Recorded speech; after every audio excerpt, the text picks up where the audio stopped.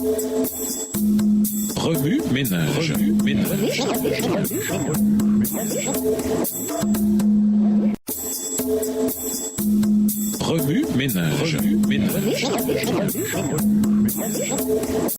Bienvenue dans votre émission Remue ménage. Intérioriser le danger de l'égarement. Dans Hébreux 6, les versets 4 à 5, avoir reçu une fois la lumière de Dieu signifie avoir fait l'expérience de la conversion. Hébreux 10, verset 32. Il s'agit de ceux qui sont passés de l'obscurité à la puissance de Satan, à la lumière de Dieu. Actes 26, et versets 17 et 18. Cela implique la délivrance du péché. Éphésiens 5, le verset 11, et de l'ignorance. 1 Thessaloniciens 5, les versets 4 et 5. Ici, la forme verbale suggère que cette illumination est un acte de Dieu accompli par Jésus, la splendeur de la gloire divine. Hébreux 1, le verset 3. Avoir goûté du don céleste et avoir part au Saint-Esprit sont des expressions synonymes. Le don de Dieu peut se référer à sa grâce, Romains 5, verset 15, ou au Saint-Esprit, par lequel Dieu donne cette grâce, Acte 2, verset 38. Ceux qui ont goûté au Saint-Esprit ont fait l'expérience de la grâce de Dieu, ce qui inclut le pouvoir de faire sa volonté. Goûter la bonne parole de Dieu, Hébreux 6, verset 5, dans la version Louis II, c'est faire l'expérience personnelle de la vérité de l'Évangile. 1 Pierre 2, les versets 2 et 3. Les puissances du siècle à venir font référence au miracle que Dieu accomplira pour les croyants dans le futur. La résurrection, Jean 5, les versets 28 et 29, la transformation de nos corps et la vie éternelle. Les croyants, cependant, commencent à goûter ces miracles dès ici-bas. Ils font l'expérience d'une résurrection spirituelle. Colossiens 2, les versets 12 et 13. D'un esprit renouvelé. Romains 12, le verset 2. Et de la vie éternelle en Christ. Jean 5, le verset 24. Paul a sans doute à l'esprit la génération du désert qui a fait l'expérience de la grâce de Dieu et de son salut. Cette génération a été éclairée par la colonne de feu. Néhémie 9, versets 12 et 19. Somme 105, verset 39. A bénéficié du don céleste de la manne.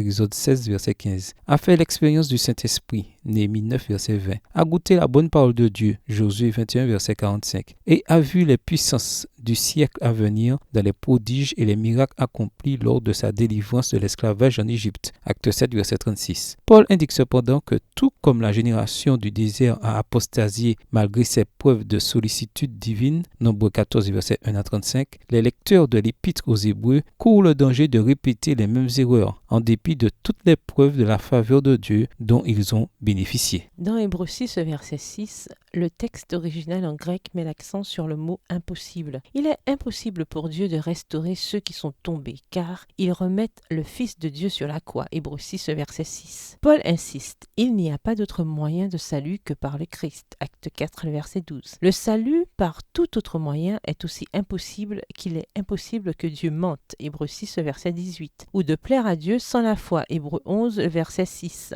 Crucifié à nouveau, le Fils de Dieu est une expression figurative qui cherche à décrire quelque chose qui se produit dans la relation personnelle entre Jésus et le croyant. Les chefs religieux ont crucifié Jésus parce que celui-ci représentait une menace pour leur suprématie et leur autonomie. Ils espéraient l'éliminer en tant que personne et détruire un ennemi puissant et dangereux. De même, l'Évangile remet en question la suprématie et l'autodétermination de l'individu au niveau le plus fondamental. L'essence même de la vie chrétienne consiste à prendre sa croix et à se renier soi-même. Matthieu 16, verset 24. Autrement dit, à crucifier le monde. Galates 6, verset 14. Le vieil homme. Romains 6, verset 6 dans la version Louis II. Et la chair avec ses passions et ses désirs. Galates 5, le verset 24 dans la version Louis II. Le but de la vie chrétienne est que nous subissions une sorte de mort. Si nous ne faisons pas l'expérience de cette mort à nous-mêmes, nous ne pourrons pas recevoir la nouvelle vie que Dieu veut tant nous donner. La lutte entre Jésus et le moi est une lutte à mort. Romains 8, versets 7 et 8.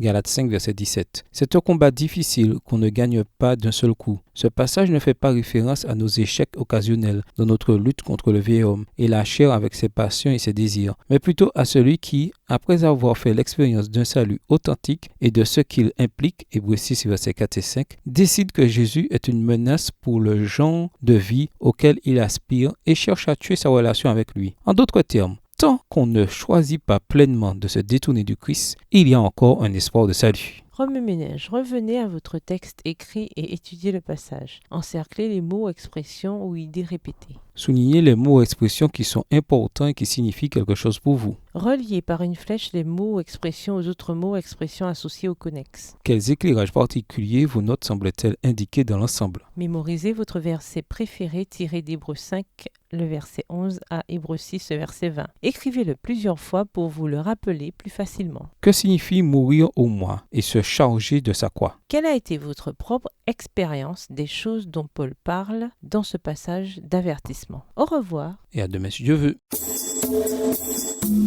Remue ménage. Remue ménage.